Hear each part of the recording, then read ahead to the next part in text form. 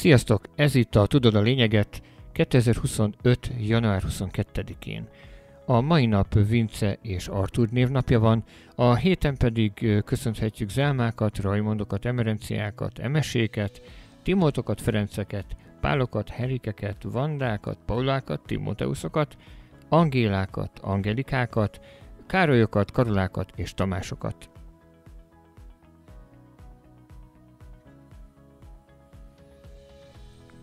A mai nap legfontosabb híre az, hogy Trump elnök kihirdette az első elnöki rendeleteit. Ezek a rendeletek elsősorban a bevándorlókat érintik.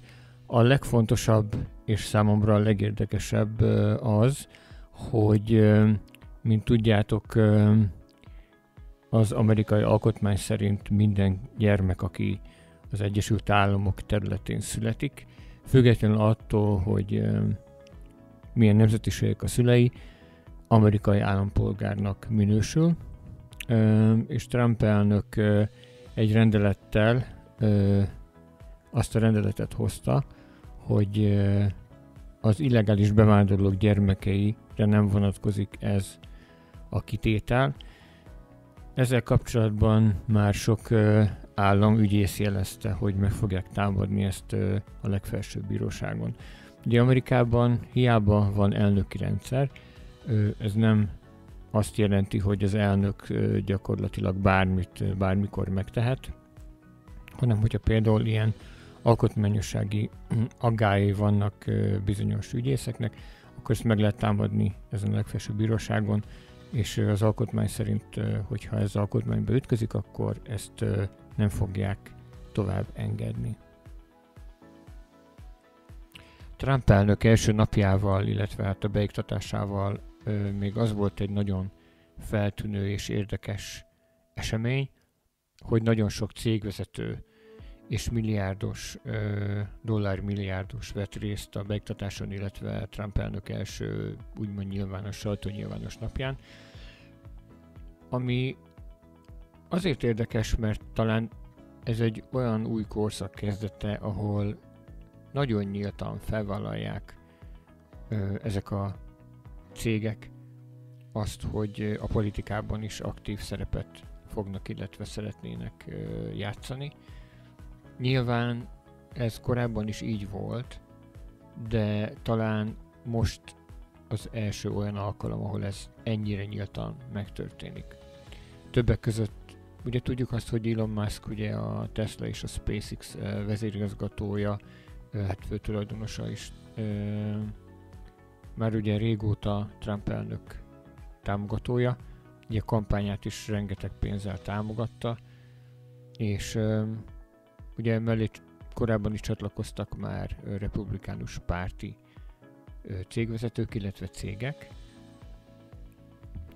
De a választások után, pontosabban azután, miután kiderült, hogy Trump nyerte az elnökválasztást, nagyon sok korábban demokrata, illetve demokratikus elveket, nézeteket valló cégvezetők, főleg a nyugati partról, ugye itt gondolok a Facebookra, a Metára, Google-re, esetleg Amazonra is, tehát ők is nyíltan Trump mellé álltak,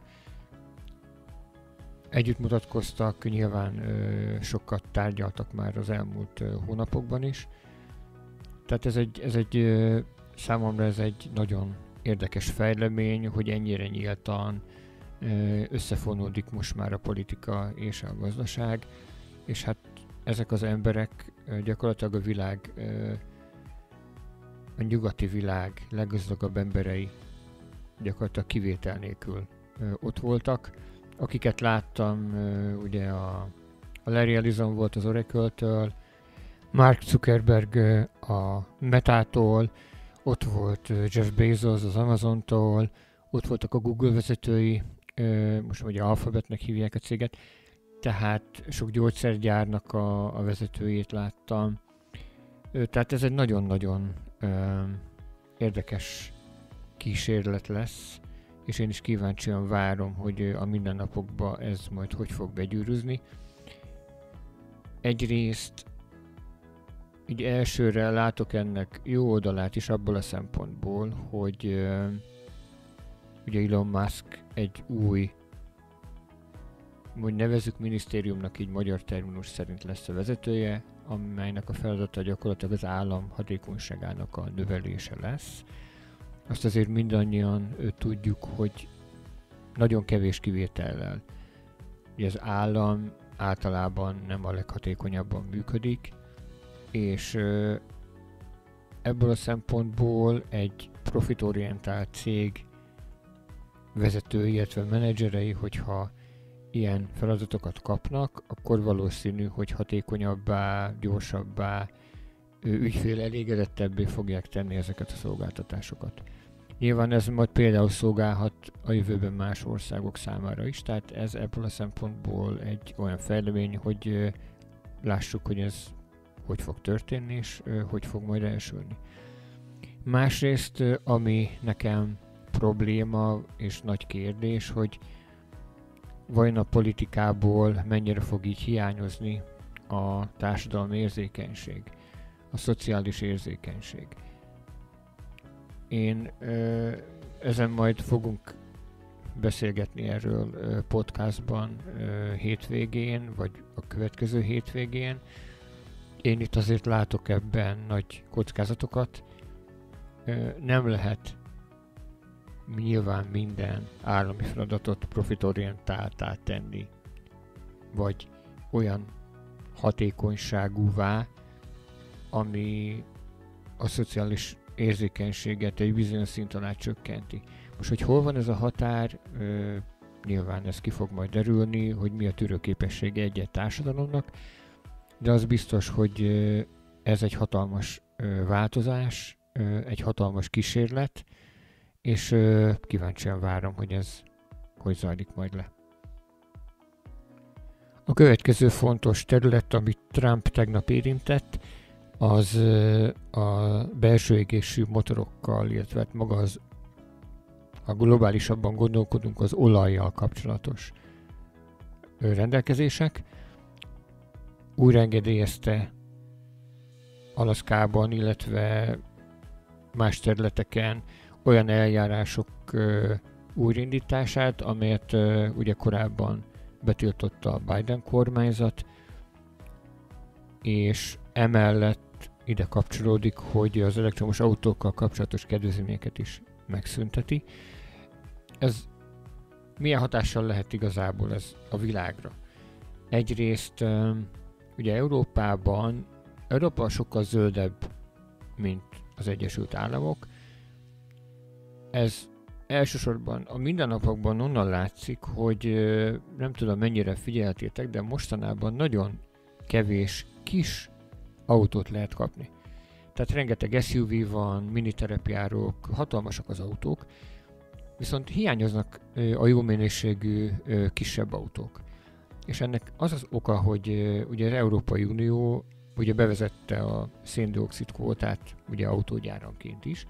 Ez azt jelenti, hogy az autógyárak érdekeltek abban, hogy a termék palettájuk egy része ugye tisztán elektromos autóból álljon, és ugye olyan sokat kell fizetniük a belső égésű motorokkal szerelt autók motorjáért, hogy a kis autókba egyszerűen nem érdemes ezeket beépíteni, mert annyira megdrágítja a kisebb autóknak az árát, hogy fajlagosan egyszerűen nem éri meg a vevőknek megvenni, ezért inkább nagy autókba építik ezeket a motorokat. Emellett ugye rengeteg országban, köztük ugye Magyarországon is támogatja az állam az elektromos autóknak a vételét. Most, hogyha USA-ban ezek gyakorlatilag megszűnnek, ezzel ugye azt fogják elérni, hogy az emberek ismét el fognak jobban fordulni a tradicionális dízel, illetve benzin üzemelésű gépjárművek felé. És az a kérdés, hogy Európa ezt fogja követni, rá lesz-e kényszerítve arra, hogy kövesse, vagy nem. Ez egy Magyarország szempontjából azért fontos, mert ugye nagyon sok beruházás van most az akkumulátorgyárakba, tehát hogyha ez globális trendé fajul, akkor nem biztos, hogy az akkumulátorok iránti kereslet olyan nagy lesz, mint korábban kalkulálták. Ez nyilván sok problémát fog felvetni az egyik oldalról. Másik oldalról a német gazdaság miatt, ugye volt az előző adásban arról szó, hogy ugye Magyarország GDP-je nagyon függ a német teljesítménytől, tehát hogyha ezek a korlátok megszűnnének Európában is előbb-utóbb, akkor valószínű, hogy ez pozitív hatással lenne mind a német iparra, mind pedig a magyar gazdaságra. Tehát itt egy ilyen kettősség van, az, hogy melyik lesz az erősebb, illetve hogy egyáltalán ez be fog-e következni. Ez nyilván a jövő zenéje, de érdemes figyelni ezeket a trendeket, mert elképzelhető, hogy egyszerűen nem lesz más választása az EU-nak, mint hogy enyhítsen ezeken a meglehetősen szigorú szabályokon. A mai napot Trumpal kezdtük, Trumpal folytattuk, és fejezzük is be Trumpal, méghozzá egy mesterséges intelligenciával kapcsolatos hatalmas fejlesztésen, ami 500 milliárd dollár értékű. Ezzel támogatják az amerikaiak mesterséges intelligencia fejlesztését. Ez elsősorban adatközpontok építését érinti, illetve AI szoftver és hardware cégek támogatását. Itt azt kell látnunk, hogy hatalmas a verseny AI területen az Egyesült Államok és Kína között. Rengeteg módon próbálta az USA, és próbálja az USA megakadályozni azt, hogy a kínaiak hozzáférjenek a legújabb és leghatékonyabb AI hardverekhez. Ennek ellenére épp a tegnapi nap futottam bele egy kínai fejlesztésbe, ami a ChatGPT-hez hasonló oldal, illetve modell. Ezt úgy hívják, hogy DeepSeek. Érdemes kipróbálni, akit érdekel. Nagyon-nagyon jó magyarul is tud, és amiben nagyon erős, az a magyarázó képessége. Én matematikai példákkal próbáltam ezt tesztelni, és elképesztően okosan, szellemesen végigvisz lépésről lépésre egy problémának megoldásán. Ez nem a reklámhelye volt, csak azt mutatja, hogy az AI terület egy hatalmas növekedés előtt áll természetesen, mint mindenki tudja, és hogy az amerikaiak ezt nagyon komolyan veszik. Köszönöm szépen a mai figyelmet!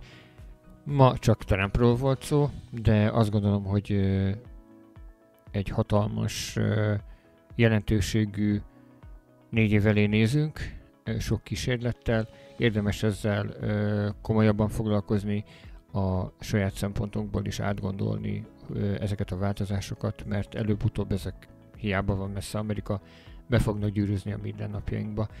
Köszönöm még egyszer újra a figyelmet, és a következő adásban ígérem, hogy elsősorban hazai történésekkel fogok majd foglalkozni. Szép napot, szép estét mindenkinek!